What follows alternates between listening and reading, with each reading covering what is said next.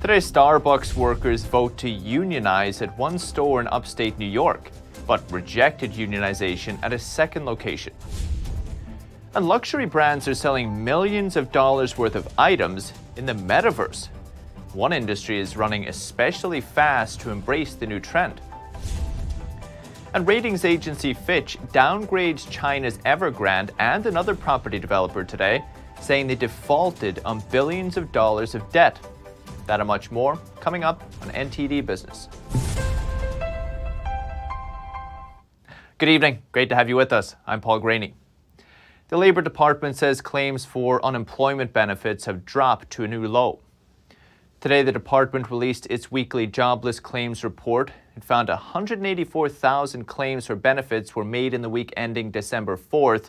The government says this is the lowest level in 52 years. Meanwhile, as of October, the nation had 11 million jobs available and not enough people to fill them.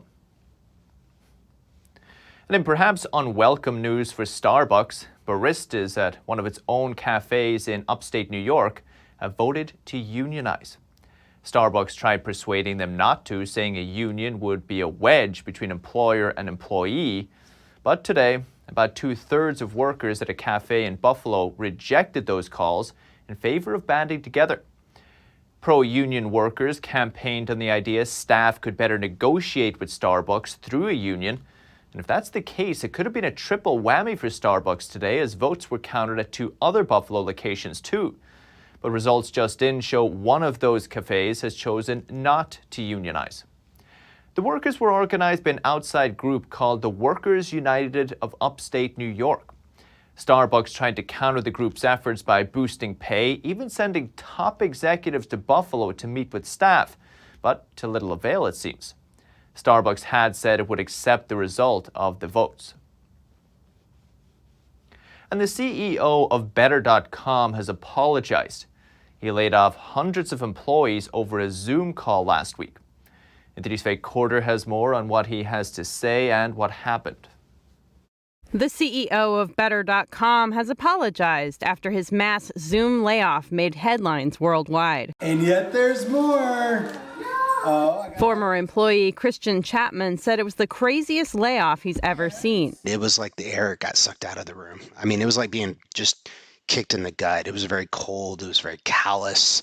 It was very calculated. Chapman, the father of 5 children, says all company devices and apps quickly stopped operating after the meeting. And so as the reality set in, all of a sudden, everything goes blank remotely. Everything shut down. My laptop shut down. My Slack shut down. My Slack on my phone is shut down. I have no way to contact anybody. Any of my support structures, my community, my relationship, really my family is what my coworkers had become. I didn't have any way to contact them. CEO Vishal Garg later issued a letter saying, "I want to apologize for the way I handled the layoffs," adding that he blundered the execution. Evan Neerman is the CEO of PR crisis management firm Red Banyan. Neerman says any other method would have been better than what Garg did. A better way would have been rolling this out over an extended period and giving people the opportunity to hear directly from their managers, doing it with more private face-to-face discussions, whether in person or via Zoom, rolling it out over time, explaining it with a degree of transparency. Garg had laid off around 900 Better.com employees over a 3-minute Zoom call in early December, around 15% of the workforce. Better.com is a U.S.-based company that provides home ownership services. Faye Quarter, NTD News. And the European Commission has drafted new rules on the so-called gig economy. It aims to give workers for online platforms the right to minimum wage, paid holidays, and pension rights. It'll affect those working at companies like Uber and Deliveroo, and it is a world first, but EU countries and lawmakers still need to agree to it before it could become law. Here's the European Commissioner for Trade. Platform workers deserve the same level of protection than everyone in the EU under our social model. Today's package of proposals is there to address these issues. This is the EU's latest attempt to regulate tech companies and push for a level playing field between online and traditional firms. Reactions from affected companies were mixed today. Just Eat CEO saying he welcomed the new proposed rules, but a lobby group that includes Uber and Deliveroo said the proposals would lead to job losses. And the Senate voted late yesterday to block President Biden's vaccine mandate for the private sector. The rule forces companies to require their workers to be vaccinated against COVID-19 or to test them weekly. It applies to companies with more than 100 or more employees, and all 50 Republican senators voted to block it. Here's Indiana Senator Mike Braun. The federal government has no authority to make anyone choose between getting a vaccine and keeping their job. Two Democrat senators broke party ranks. Now House lawmakers must vote on the resolution next. And airline fees for baggage and schedule changes have gone up quite a bit in the past few years. Now lawmakers are pushing a bill to regulate airline fees to make sure they don't grow too much. NTD's Melina Wisecup has more. U.S. airlines are collecting 5 times as much revenue from fees compared to a decade ago. In 2019, they raked in nearly $110 billion. That's up from $22 billion in 2010. That's right. Before 2008, checking a bag was free. Remember those days? Now, $35 for the first bag and $45 for the second bag. With hopes of putting an end to these rising fees, Democrat members in the House and in the Senate are introducing the Fair Fees Act. It would prohibit airlines from charging what they call unreasonably high fees for basic services like bags and schedule changes. How do they get away with it? They can because they have near monopolistic power over the routes that they run. The congressmen say to solve this, more government regulation and oversight is needed. And one part of these regulations that they're proposing would be to make sure that the fees are proportionate to the services being provided. We asked, how would they determine the baseline, the maximum amount that these fees can be? And they said this would be at the discretion of the Department of Transportation. We're going to give to the Department of Transportation the power to be able to determine what is reasonable. Right now, everyone in our country knows it's unreasonable. But how likely is it that the Fair Fees Act would pass and be signed by President Biden? Markey tells us the last time he introduced the bill, there was a Republican co-sponsor, Senator Roger Wicker. But this time, they have not yet secured any Republican sponsors so far. Markey tells us it's a bipartisan issue, so he's confident it will gain more support. Reporting in Washington, D.C., Melina Wisecup, NTD News. Major retailers, including Target, Home Depot, and Best Buy, are calling on Congress to do something about online sales of stolen and counterfeit goods. A wave of flash mob robberies is plaguing stores in major U.S. cities. On Friday, the White House said it's been in contact with federal law enforcement over a string of retail crimes. Retailers want Congress to pass a bill to make it easier for consumers to identify who exactly they're buying from. It would require online marketplaces to verify high-volume third-party sellers. And $500 for a whole outfit by Rebecca Minkoff, or $150 for designer sweater. But what if you can't actually wear it when you go out? NTD's Evelyn Lee spoke to the co-founder of a digital department store to see what's so appealing about these items.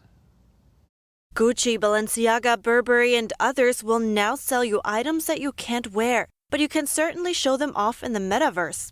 So the kind of fast movers in the space are the brands who have actually been historically quite innovative. So if we look at Gucci, if we look at Burberry, if we look at Louis Vuitton, and then people that we personally have worked with at the Dematerialized include brands like Karl Lagerfeld and Rebecca Minkoff. And it seems like out of all the traditional industries, fashion brands are especially quick to embrace this new trend. Corinna Nobbs is a co-founder of a British startup that sells virtual luxury items. And she says that fashion will be the next big asset class that's going to be dematerialized. Even the items that we have at quite high prices, so 9,000 euros, 5,000 euros, sell quite fast because they're one of ones and they're scarce. Then I would say after that, typically the garments or accessories that have a high level of kind of craft within them. According to Knobs, buyers are also especially keen to spend money on big brand names. They then receive an NFT and can prove the authenticity with it while showcasing it on different platforms like Sansar. So who are the consumers? Knobs says besides the crypto natives, there is a very diverse range of people. And then I think two kind of new groups which are emerging are the traditional fashion or luxury consumer, who for them, it's a big deal for them to potentially purchase a first NFT. And it's why, for example, on our platform, you don't have to pay with a crypto wallet. But also creators in the art and fashion space and people who play blockchain games are becoming early adopters. And for the brands, virtual clothes are almost all profit, but they could also benefit physical clothing brands too. If people order right from the virtual runway first, brands will know what to produce later. Evelyn Lee, NTD News.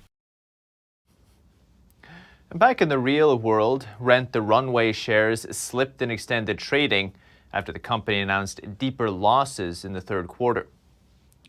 Rent the Runway lets customers rent designer items instead of buying them outright. Sales are up 66% for the year, but shares have fallen over 30% since its IPO in October. Some analysts say there's uncertainty about how interested Americans are in renting fashion.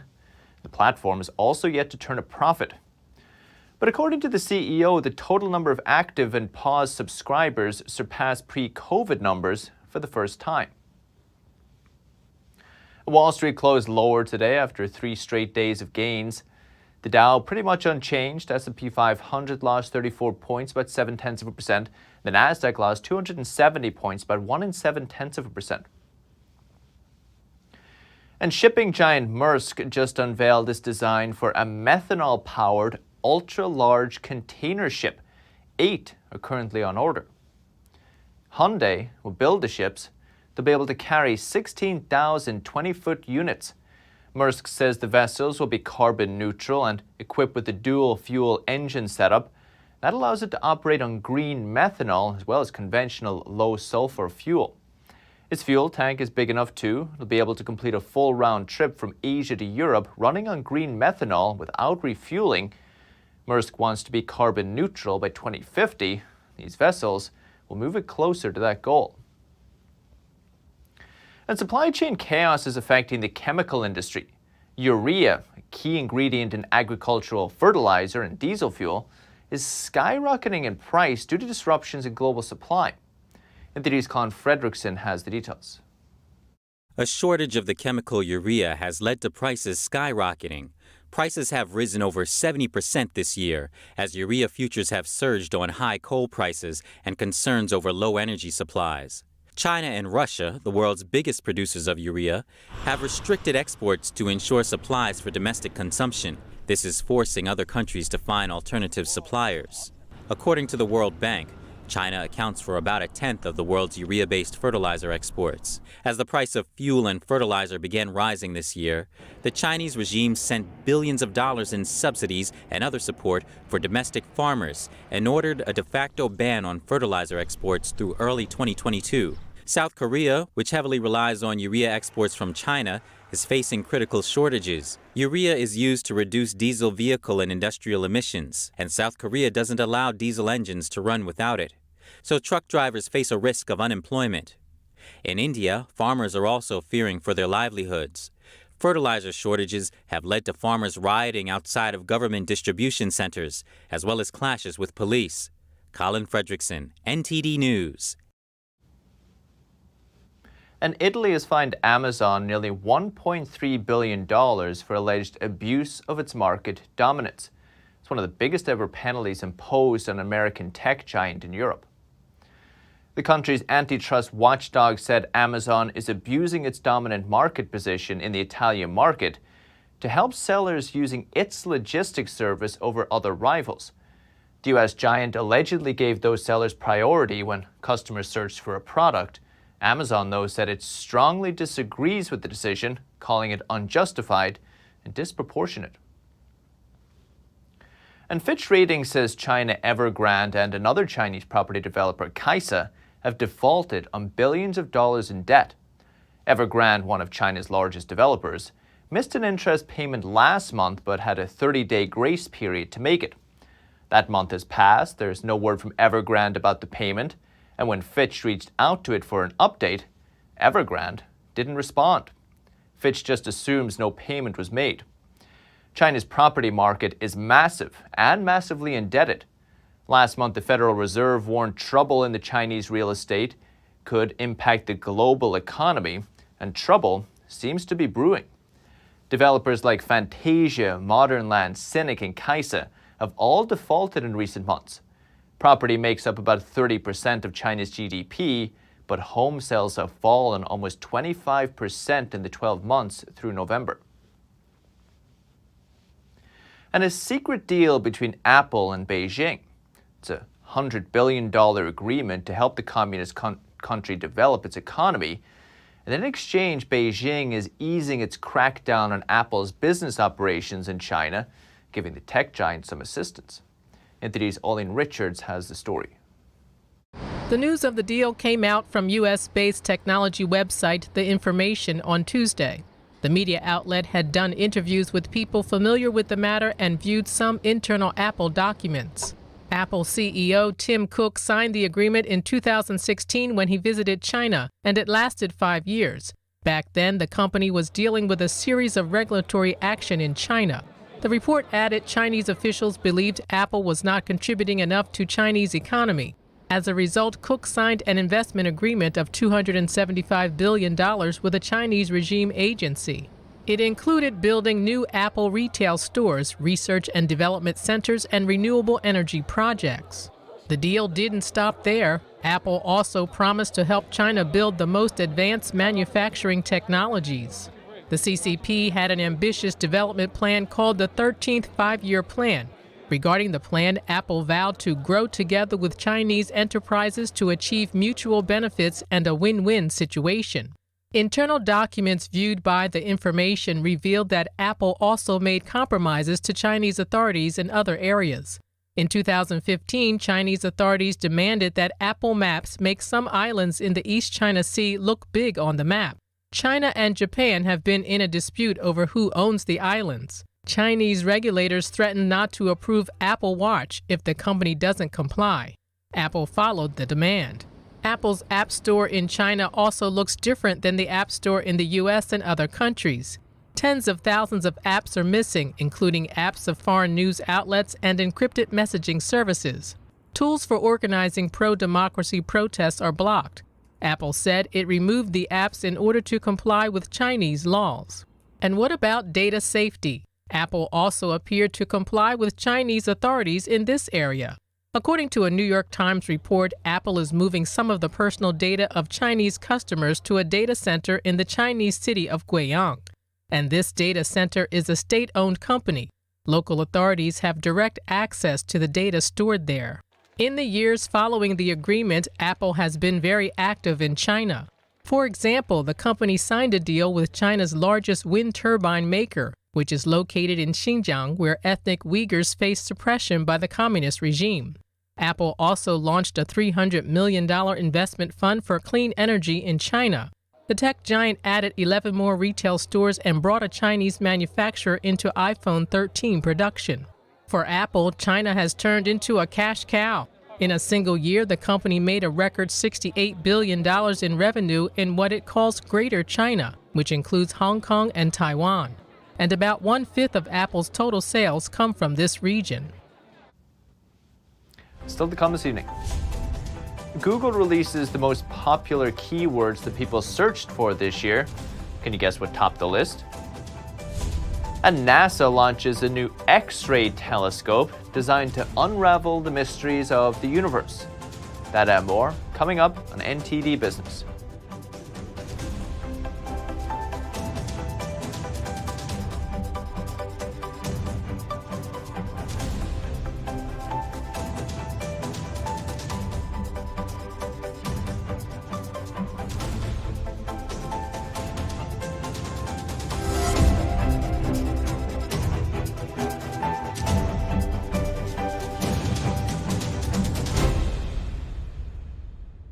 It's just clear as day.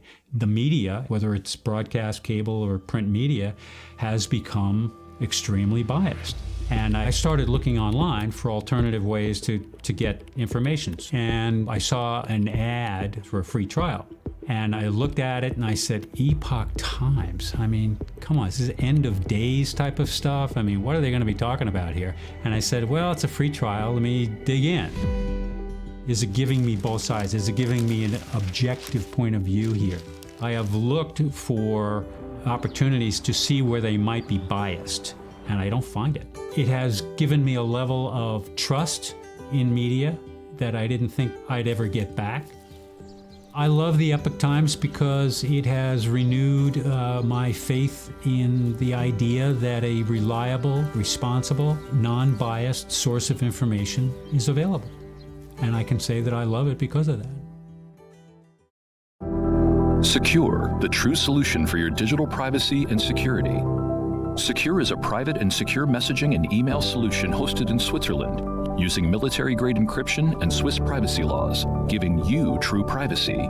Secure is 100% private and does not collect or sell any of your personal data. Secure's Helix technology connects you securely to our Swiss servers without the need of a VPN, guaranteeing privacy and security for all your communications. Secure Messenger doesn't require your phone number or any personal data that hackers target. Chat by Invites allows you to chat privately and securely with anyone outside of your secure network without the need for others to download Secure. Secure Send offers you a private and secure way to email anyone outside of Secure. You won't find this level of privacy or security on any other email or instant messaging application. Visit secure.com. Regain and protect your privacy today.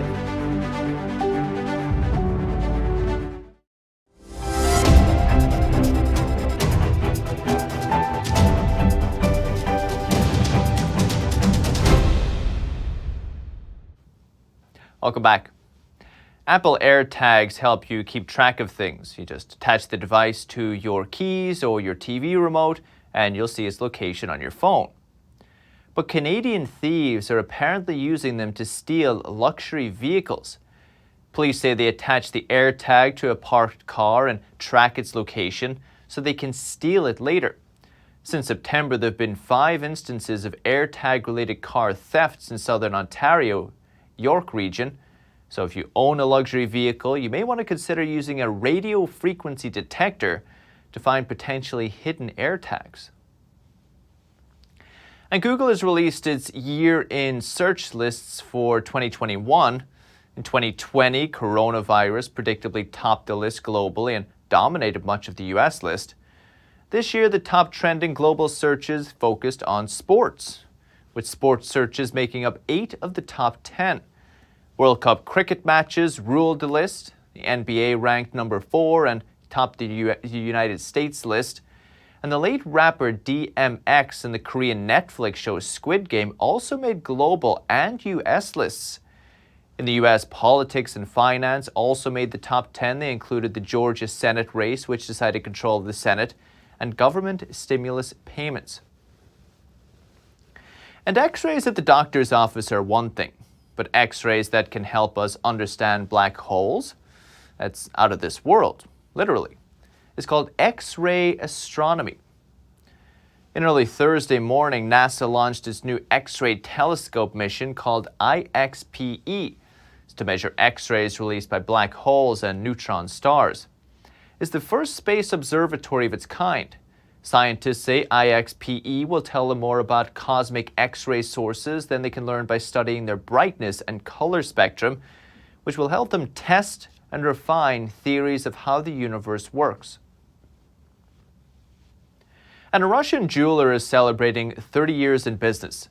He became famous across Russia for his unique style, inspired by nature. So NTD's Andrew Thomas took a look. Russian jeweler Dmitry Kuznetsov's inspiration comes from leaves, berries, and flowers. Based in southern Russia, his fame is spread across the country. His pieces can cost from dozens to thousands of dollars. His artworks are large and feature a combination of styles which are characteristic of Siberian jewelry.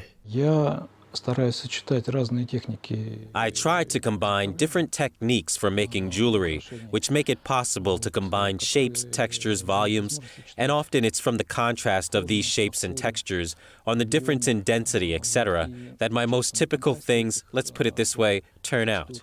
This year marks the 30th anniversary of his jewelry business. As a boy, he watched his older brother work in a stone-cutting workshop, processing and polishing colored stones. Now he says that making these wearable works of art cannot be rushed. You can do such a piece in a day, or you can work on it for several months without stopping. The faster you make jewelry, the more profitable it is, but it's not always interesting from an artistic point of view. Kuznetsov sketches his ideas on paper, but sometimes he already has a clear idea in his head. Here I have a very beautiful moss agate, a winter landscape in a fir tree forest. Just in time for the beginning of winter, you can make a necklace with it. Precious and semi-precious stones are common parts of his creations. The artist prefers to use silver, but he also works with gold to order. The cost of his simpler mass-market items starts at $14, but more complex and custom-made items start at $136. Andrew Thomas, NTD News. And some 4,000 people, mostly women, work as traditional shellfishers across the rugged coastline of Spain's Galicia region. For some, though, it's much more than a seasonal job. Emma Gila has more. As dawn breaks over the Noya estuary in Spain's Galicia region, hundreds of women descend into the waist-deep waters to gather cockles and clams, using techniques that have been passed down through generations. For these women, shellfishing is much more than a seasonal job. It means everything to me. When I walk by the sea, I forget all my problems. I relax and I care about nothing. I'm in the sea doing my hobby. It is 7:30 in the morning, and we are fishing shellfish. Some 4,000 people, almost all women, work as traditional shellfishers along the Atlantic estuaries of Galicia's rugged coastline. My name is Marie Carmen Rosende Mayo. I've been fishing shellfish for 31 years, and I'm going to retire on December 30th. Using nothing more than long-handled rakes attached to metal baskets, they earn around $2,300 a month for the 6-month season, from October through March.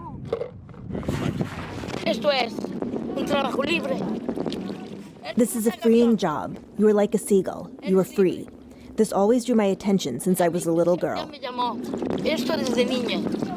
The practice is strictly regulated by a European Union-funded project focused on the sustainability of shellfish stock. Only licensed shellfishers can participate. We have to really take care of the sea, because it is the livelihood of many people, especially in this estuary.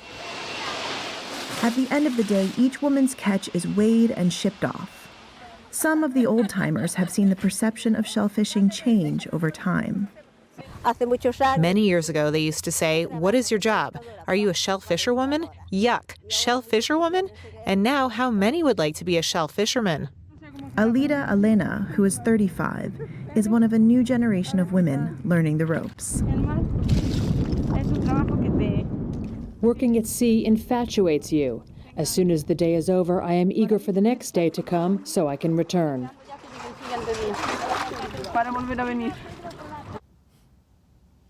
That's the latest business updates for today, but you can still catch NTD Evening News. That's with Stephanie Cox from 6:30 p.m. Eastern. For NTD Business, it's all for today. Thank you for watching. We'll see you tomorrow.